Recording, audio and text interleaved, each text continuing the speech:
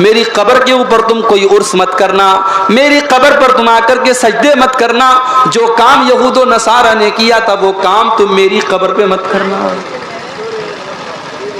میرے پیارے ساتھیوں، آج امت کو نبی کی محبت تو یاد ہے، نبی کی پیدائش تو یاد ہے، اور نبی کی پیدائش کے نام پر جشن تو یاد ہے، مگر آج امت کو اپنے نبی کی یہ وصیت یاد نہیں ہے۔ آج امت کا ایک بڑا طبقہ قبر پرستی میں مبتلا ہے، آج قبروں کے اوپر سجدہ کیا جا رہا ہے، آج مزاروں کے اوپر سجدہ کیا جا رہا ہے، آج گلے میں تعویذ پہنا جا رہا ہے، آج ہاتھوں میں تعویذ پہنا جا رہا ہے۔ جس کام سے اللہ کے نبی نے اپنے آخری ٹائم منع کیا تھا، اس کام کو آج امت کے لوگ کرتے چلے جا رہے ہیں۔ میرے پیارے ساتھیوں، وہ نبی جب دنیا سے گئے، آخری دن ہے آپ کی زندگی کا، سوموار کے دن آپ کا انتقال ہوتا ہے، اور اتوار کے دن رات میں جو چراغ آپ کے گھر پہ جلتا ہے، اس چراغ کا تیل بھی پڑوسی سے ادھار لیا جاتا ہے۔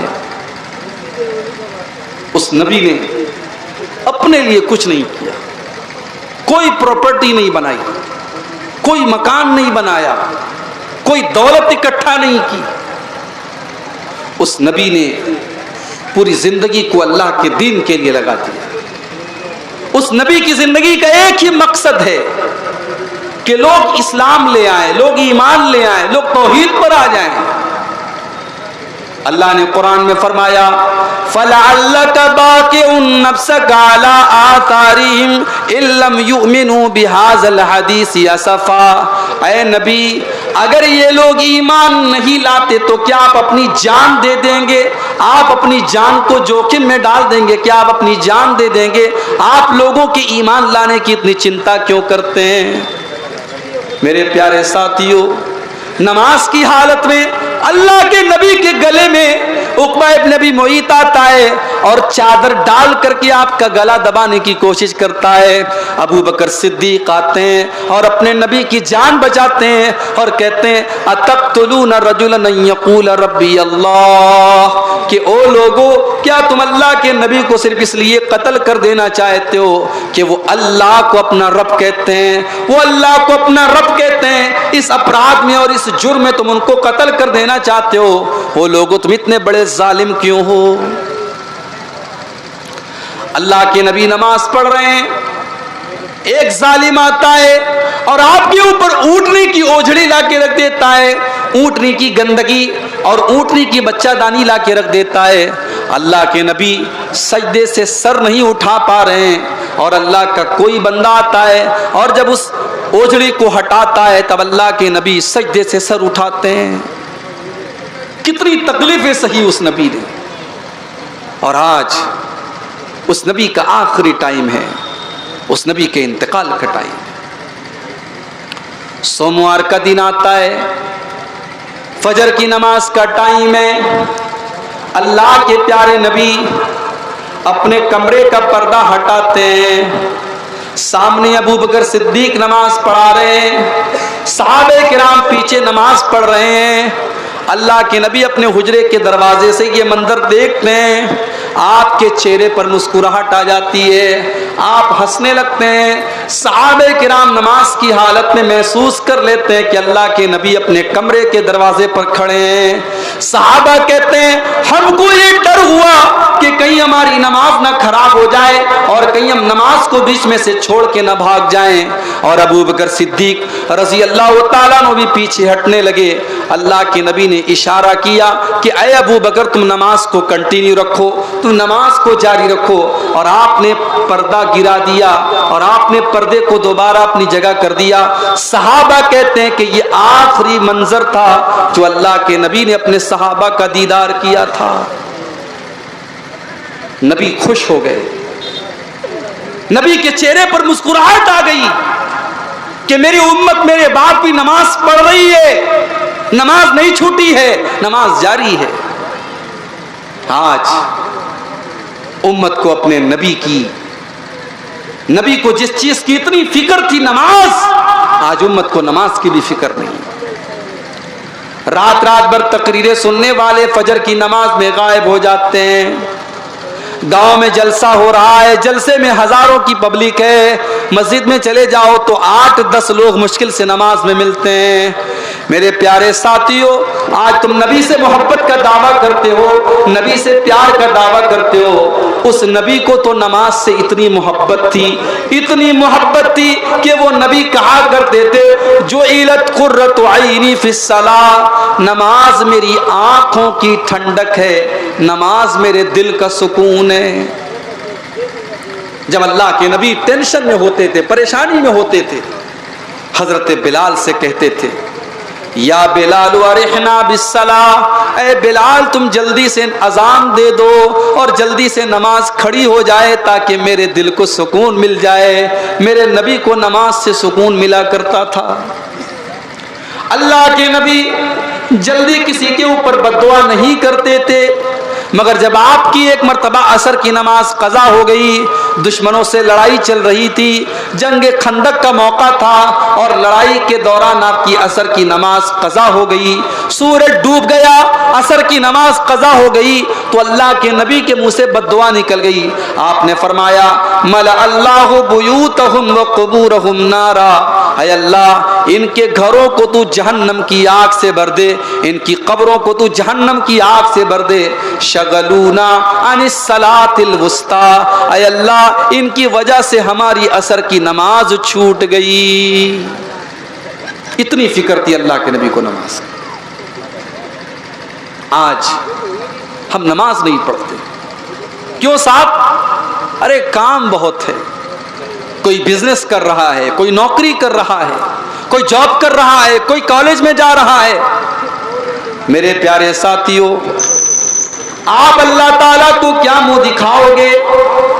اللہ جب پوچھے گا میرے بندے تو 24 گھنٹے میں 5 بار میرے آگے ماتھا جھکانے کو بھی تیار نہیں تھا, میرے آگے سر جھکانے کو تیار نہیں تھا, تو اللہ اکبر کہہ کر میرے آگے نماز پڑھنے کو تیار نہیں تھا. میرے پیارے ساتھیوں, اللہ کو کیا منہ دکھائیں گے؟ یہ نماز نبی کی آنکھوں کی ٹھنڈک تھی, اور اپنے آخری ٹائم بھی اللہ کے نبی نے نماز کی تلقین کی اور نماز پڑھنے پر لوگوں کو ابھارا. آپ کی بیوی حضرت ام حبیبہ رضی اللہ تعالیٰ عنہ کہتی ہیں کہ جب اللہ کے نبی کا آخری ٹائم تھا, آپ کی زبان سے الفاظ نہیں نکل رہے تھے, آپ بے قرار تھے, بے چین تھے, تڑپ رہے تھے. آپ اس حالت میں اللہ کے نبی کی زبان سے کچھ الفاظ نکل رہے تھے. میں نے غور سے کان لگایا کہ سنوں اللہ کے نبی کیا کہہ رہے ہیں. تو اللہ کے نبی کی زبان سے الفاظ نکل رہے تھے, الصلاۃ الصلاۃ وما ملکت ایمانکم, او لوگو تم نماز کی پابندی کرنا, او لوگو تم نماز کی پابندی کرنا, اپنے غلاموں کا خیال کرنا, اپنی لونڈیوں کا خیال رکھنا, اپنے نوکروں کا خیال رکھنا. آخری ٹائم بھی اللہ کے نبی کو نماز کی چنتا ہے, نماز کی فکر ہے. اور آگے بڑھیے, سوموار کا دن ہے, آج آپ کی زندگی کا آخری دن ہے. آپ حضرت عائشہ کی گود میں سر رکھ کر کے لیٹے ہوئے ہیں. حضرت عبد الرحمن ابن ابو بکر آتے ہیں, ان کے ہاتھوں میں مسواک ہے. اللہ کے پیارے نبی کی نظر مسواک کے اوپر پڑ جاتی ہے. آپ اما عائشہ کو اشارہ کرتے ہیں, اما عائشہ سمجھ جاتی ہیں کہ آپ مسواک کرنا چاہتے ہیں. اما عائشہ مسواک کو لے لیتی ہیں اور اپنے دانتوں سے مسواک کو نرم کرتی ہیں, اور وہ مسواک اللہ کے نبی کو ہاتھوں میں دے دیتی ہیں. اللہ کے آخری نبی مسواک کرتے ہیں, اور بڑے بہترین طریقے سے آپ مسواک کرتے ہیں. اور اما عائشہ کا لعاب, اما عائشہ کا تھوک اللہ کے نبی کے تھوک کے ساتھ اس طریقے سے مل جاتا ہے. اور اس سے علماء نے یہ مسئلہ بھی نکالا ہے کہ جب کسی کو یہ احساس ہو جائے کہ اس کا آخری ٹائم ہے تو وہ مسواک کر لے, وہ اپنا منہ صاف کر لے, تاکہ اللہ تعالیٰ کیا اس حال میں جائے کہ اس کا منہ صاف ہو. آپ نے مسواک کیا. مسواک کرنے کے بعد آپ کے اوپر موت کی سختیاں آنے لگی. آپ کی پیشانی پر پسینے کی بوندیں چمکنے لگی. آپ کے اوپر تکلیف کے آثار نظر آنے لگے. آپ بے چین ہونے لگے. آپ کے بغل میں ایک پیالہ رکھا ہوا تھا, پیالے میں پانی تھا. آپ بار بار پانی اپنے چہرے پر ڈالتے تھے اور کہتے تھے اللہم اعنی علی سکرات الموت, اللہم اعنی علی سکرات الموت. اے اللہ تو موت کی سختیوں پر میری مدد فرما, اے اللہ تو موت کی سختیوں پر میری مدد فرما. اماں عائشہ فرماتی ہیں اس کے پہلے میں موت کی سختیوں کو ناپسند کرتی تھی, مگر جب میں نے اپنے نبی کے اوپر بھی موت کی سختیاں دیکھی تو اس کے بعد میں سمجھ گئی کہ موت کی سختیاں تو کسی کے اوپر بھی آ سکتی ہیں. اللہ کے نبی کے اوپر بھی موت کی سختیاں ہیں. میرے پیارے ساتھیوں, آپ نے آسمان کی طرف اپنے ہاتھ اٹھائے اور آپ نے فرمایا اللہم اغفر لی ورحمنی, اے اللہ تو مجھے معاف فرما دے, اے اللہ تو میرے اوپر رحم فرما. اس کے بعد آپ نے فرمایا اللہم الحقنی بالرفیق الاعلی, اللہم الحقنی بالرفیق الاعلی, اللہم الحقنی بالرفیق الاعلی. اے اللہ تو رفیق اعلیٰ کے ساتھ مجھے ملا دے, تو اپنے نبیوں کے ساتھ مجھے ملا دے, تو اپنے نیک بندوں میں مجھے ملا دے. اتنا کہنے کے بعد اللہ کے نبی کا ہاتھ دھیرے دھیرے زمین پر آ گیا اور آپ کی روح آپ کے بدن سے نکل گئی اور آپ کا انتقال ہو گیا. میرے پیارے ساتھیوں, موت کا یہ منظر اللہ کے پیارے نبی کو بھی دیکھنا. آپ کی بیٹی فاطمہ جو اس موقع پر موجود تھی, ان کی آنکھوں میں آنسو بہ رہے تھے اور وہ کہہ رہی تھی یا ابتا, ہائے میرے ابا جان, من جنت الفردوس ماوا, میرے ابا جان کا ٹھکانہ تو جنت الفردوس ہے. الا جبریل ننعا, اے جبریل ہم تمہیں اپنے باپ کی موت کی خبر دے رہے ہیں. اجاب ربا دعا, میرے ابا نے اپنے رب کی دعوت کو قبول کر لیا. میرے ابا تو اپنے رب کے پاس چلے گئے, میرے بابا تو اپنے رب کے پاس چلے گئے. آپ کی بیٹی کی آنکھوں سے آنسو بہ رہے. موت کا وہ منظر دیکھ کر کے صحابہ کرام بے چین ہو گئے, بے قرار ہو گئے. حضرت عمر فاروق رضی اللہ تعالیٰ تو ماننے کے لیے تیار ہی نہیں ہے کہ اللہ کے نبی کو موت آئی ہے. وہ تو یہ ماننے کو ہی تیار نہیں کہ ان کو موت آ سکتی ہے. حضرت عمر کہتے ہیں کہ وہ لوگوں, اللہ کے نبی کو موت نہیں آئی ہے, آپ زندہ ہیں. اور جیسے موسیٰ علیہ السلام کو اللہ تعالیٰ نے 40 دن کے لیے بلایا تھا, اللہ کے نبی کو بھی بلایا ہے, آپ واپس آئیں گے. اور جو لوگ یہ کہہ رہے ہیں کہ آپ کو موت آ گئی ہے, ان کے ہاتھ پیر کو وہ کاٹ ڈالیں گے. ابو بکر صدیق رضی اللہ تعالیٰ عنہ کو پتہ چلا, وہ بھی آئے, مسجد میں داخل ہوئے. حضرت عمر غصے میں کھڑے ہوئے تھے. حضرت ابو بکر نے ان سے کوئی بات نہیں کی اور ڈائریکٹ حضرت عائشہ کے کمرے میں چلے گئے. جب حضرت عائشہ کے کمرے میں گئے, سامنے اللہ کے نبی کی ڈیڈ باڈی ہے, اللہ کے نبی کا جسم اطہر ہے, آپ کی باڈی ہے, آپ کا شریر ہے, آپ کا جسم مبارک ہے. حضرت ابو بکر صدیق آتے ہیں اور اللہ کے نبی کی پیشانی کو چوم لیتے ہیں اور روتے ہوئے کہتے ہیں کہ میرے ماں باپ آپ کے اوپر قربان ہو جائیں. اے اللہ کے نبی, سب کو ایک موت آتی ہے, وہ ایک موت آپ کو آ چکی ہے. اللہ تعالیٰ 2 موت آپ کو نہیں دے گا, ایک موت سب کو آتی ہے, وہ موت آپ کو آ چکی ہے. اس کے بعد آپ مسجد میں آتے ہیں, صحابہ کو اکٹھا کرتے ہیں اور اللہ کے نبی کے منبر کے بغل میں کھڑے ہو جاتے ہیں اور خطبہ دیتے ہیں. اور اس خطبے میں سورہ آل عمران کی یہ آیت پڑھتے ہیں وما محمد الا رسول قد خلت من قبلہ الرسل. او لوگو, محمد تو اللہ کے رسول ہیں, آپ سے پہلے بھی دنیا میں بہت سارے رسول آئے ہیں. افئن ماتا, اگر آپ کو موت آ جائے, او قتلا, یا آپ کو شہید کر دیا جائے, انقلبتم علی اعقابکم, تو کیا تم ایڑیوں کے بل پلٹ جاؤ گے. حضرت ابو بکر صدیق نے قرآن کی یہ آیت پڑھی اور اس کے بعد کہا من کان یعبد منکم محمدن فإن محمدن قد مات. او لوگو جو محمد صلی اللہ علیہ وسلم کی عبادت کرتا تھا وہ یہ کان کھول کر کے سن لے کہ محمد صلی اللہ علیہ وسلم کو موت آ چکی ہے. ومن کان یعبد اللہ, اور جو اللہ کی عبادت کرتا تھا وہ یہ جان لے کہ اللہ زندہ ہے اور اللہ کو کبھی موت نہیں آ سکتی. تو یہ اللہ کے نبی کی موت کا ایک منظر تھا جو میں نے آپ کے سامنے بیان کیا. تو میرے بھائیوں, موت کبھی بھی آ سکتی ہے. موت کے آنے کے پہلے اللہ کی بارگاہ میں سچی توبہ کر لو, اللہ سے معافی مانگو. اور یہ جتنی مصیبتیں ہمارے اوپر آ رہی ہیں, ہم مارے جا رہے, کاٹے جا رہے ہیں, کئی قرآن جلایا جا رہا ہے, کئی نبی کی توہین ہو رہی ہے, یہ ہمارے برے اعمال کا نتیجہ ہے, یہ ہمارے گناہوں کا نتیجہ ہے.